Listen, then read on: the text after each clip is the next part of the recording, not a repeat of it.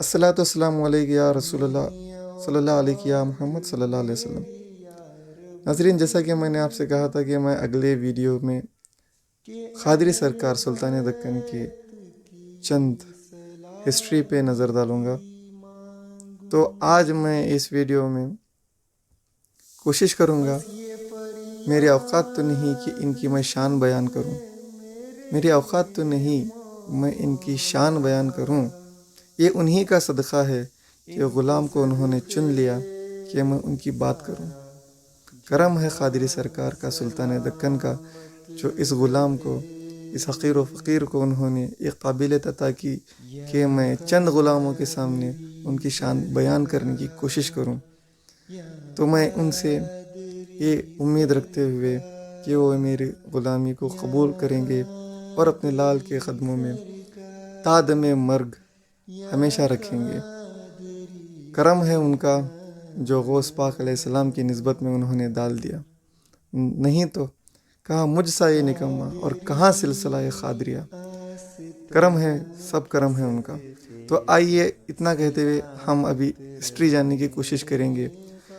سرکار کی جو ولادت باسعادت ہوئی تھی وہ بنکاپور کرناٹک کے ایک ایریے میں ہوئی تھی، جو ہلگور شریف سے غالباً 30 کلومیٹر کے آس پاس موجود ہے، 20 سے 30 کلومیٹر کے دوری پہ موجود ہے۔ یہ ان کے نانا اور نانی کا مقام تھا۔ ایکچوئل میں اس سے پہلے ان کے والدین بیجاپور کے بیجاپور کے علاقے میں رہتے تھے۔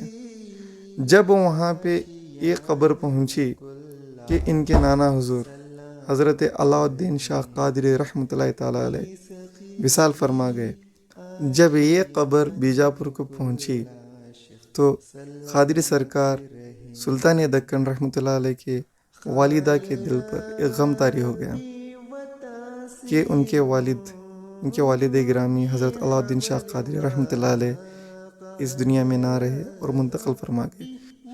تو بیٹی کے محبت نے وہاں پہ ان کو رکنے نہیں دیا، تو وہ وہاں سے سفر کرتے ہوئے بنکاپور شریف کے طرف سفر شروع کر دیے۔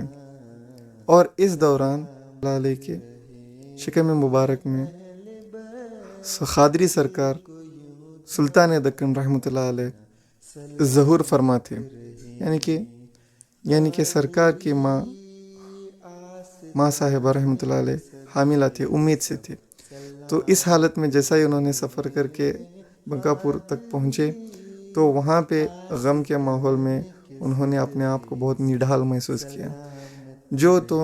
جب سرکار کی ولادت کا وقت قریب آیا، قادری سرکار سلطان دکن رحمۃ اللہ علیہ دنیا میں ظاہری طور پر جلوہ فرما ہو گئے اور ان کی آمد ہو گئی۔ تو اس دوران والد گرامی کی جدائی میں سرکار کی ماں بہت غم زدہ تھیں۔ اسی دوران جیسا ہی انہوں نے سرکار کو جنم دیا، انہوں نے بھی اس فانی دنیا سے بقا کے عالم میں کوچ فرما گئے۔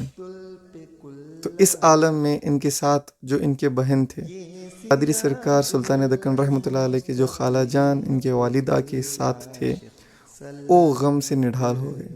انہوں نے بہت رویا، اور اس غم کے ماحول میں جو چاند نما بدر منور قادری سرکار سلطان دکن رحمۃ اللہ علیہ جلوہ فرما تھے، ان کے طرف کسی کی دھیان ہی نہیں گئی۔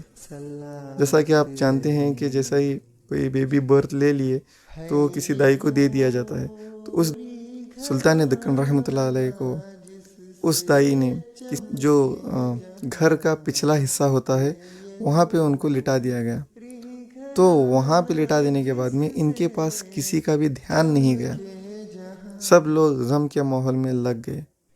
غم کے ماحول میں لگنے کے بعد میں جیسا کہ منیمم 2 سے 3 دن غم طاری زیادہ رہتا ہے گھر والوں پہ، 2-3 دن کے بعد میں تب خیال آیا کہ لڑکا تولد ہوا تھا۔ یہ یاد آنے کے بعد جو سرکار کے خالہ جان قادری سرکار رحمۃ اللہ علیہ کے خالہ جان تھے، وہ گھر میں ان کو ढूंढना शुरू किए। तब घर के पिछले हिस्से में जब इस नूरनुमा बच्चे को उन्होंने पाया तो उनकी हैरत की इंतहा ना रही। तो ये बच्चे की तरफ दौड़े और अपने सीने से लगा लिया और ये अल्फाज कहते हुए उन्होंने प्यार करना शुरू किया, तुमने 3 दिन तक कैसे इस मशक्क़त को बर्दाश्त की, ठंड के आलम में बिना किसी रज़ाई के, बिना किसी बिछोने के, बिना किसी खाना पानी के आप कैसे यहाँ पे आराम फरमा रहे हो, कितने आपने तकालीफ झेले होंगे। अगर आपकी माँ होती तो अपने कलीजे में आपको रख लेते, आपको ज़रा भर भी आप तकलीफ़ नहीं देते। मैं आपसे माज़रत चाहती हूँ कि आपने इतनी तकलीफ़ उठाई। तो ये उन्होंने बच्चे की तरफ अल्फाज कहते हुए प्यार करना शुरू किया। और 2-3 दिन के बाद उन्होंने सोचा कि बच्चे को बहुत ज़्यादा भूख लगी होगी, तो उन्होंने कोशिश किया कि उनको किसी न किसी दाई की तरफ से दूध पिलवाएं। सारे क़रिये में क़ादरी सरकार सुल्तान दक्कन रहमतुल्लाह अलैह को अपने हाथों में लेके ये और इनके मामू जान हज़रत अब्दुल रज़ाक़ शाह क़ादरी रहमतुल्लाह ताला अलैह हर एक दाई के पास कोशिश करते कि इनको कहीं से तो भी दूध नोश फरमा दिया जाए।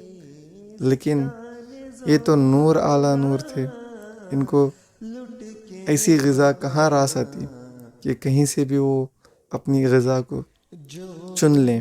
तो ये एक खुदा की हिकमत थी। 3 दिन के बाद बच्चा भूखा रहने के बावजूद भी ज़ाहिरी तौर पर, बातिनी तौर पर तो बेशक आप जानते हैं कि औलिया कराम को ना किसी चीज़ का खौफ, ना गम, ना किसी चीज़ की औलिया कराम का मामलात ही अलग होते हैं।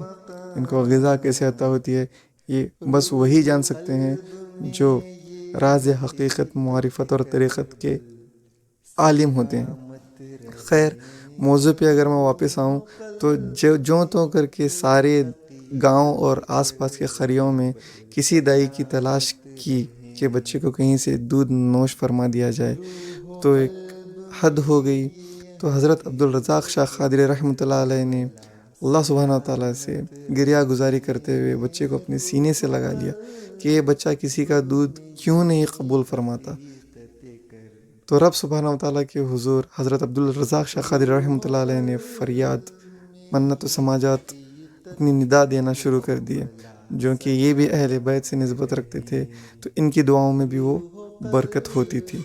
जैसा ये अल्फाज, ये कलिमात कहते हुए बच्चे को उन्होंने अपने सीने से लगा दिया, तो ये कुदरत की इंतहा ना रही, जो हिस्ट्री हर कोई जानते हैं कि इनके सीने मुबारक से ही उन्हें दूध अता होना शुरू हो गया। ये प्रैक्टिकली प्रूवन है। और किसी भी आप मुकीम हज़रात को जो उस दौर पे अवेलेबल थे, उनसे आप इसकी पुश्त दर पुश्त अगर इंक्वायरी करेंगे तो सब लोग इसी बात पे क़ायम रहेंगे। जो सीनाए मामू जान हज़रत अब्दुल रज़ाक़ शाह क़ादरी रहमतुल्लाह अलैह, जो रिश्ते में इनके मामू जान थे, तो उनके सीनाए मुबारक से उन्होंने दूध नोश फरमाना पसंद फरमाया। अगर ये मामला जो था, ये रूहानियत का मामला था, ये अलग ही था। इसे अहले दुनिया वाले नहीं समझ सकते।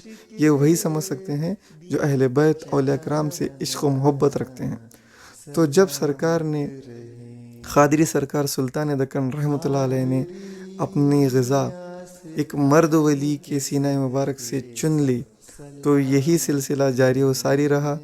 और इनकी नशोनुमाई, इनकी देखभाल, इनकी परवरिश इनके मामू जान हज़रत अब्दुल रज़ाक़ शाह क़ादरी रहमतुल्लाह अलैह ने ले ली। तो ज्यों त्यों करके जब सरकार की उम्र मुबारक 12 साल तक पहुँची, तो क्या हुआ, उसके बाद में इनकी रहन सहन और इल्म कहाँ से इन्होंने हासिल किया, और इनका दौर कौन से ईस्वी में था, और उस दौर दुनिया की हालत कैसी थी, तो इस पे भी इंशाल्लाह रोशनी डालने की कोशिश करेंगे।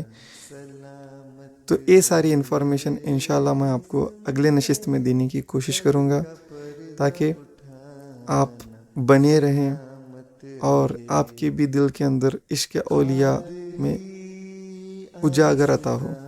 इतना कहते हुए मैं आपसे इजाज़त चाहता हूँ। जज़ाकल्लाहु खैर।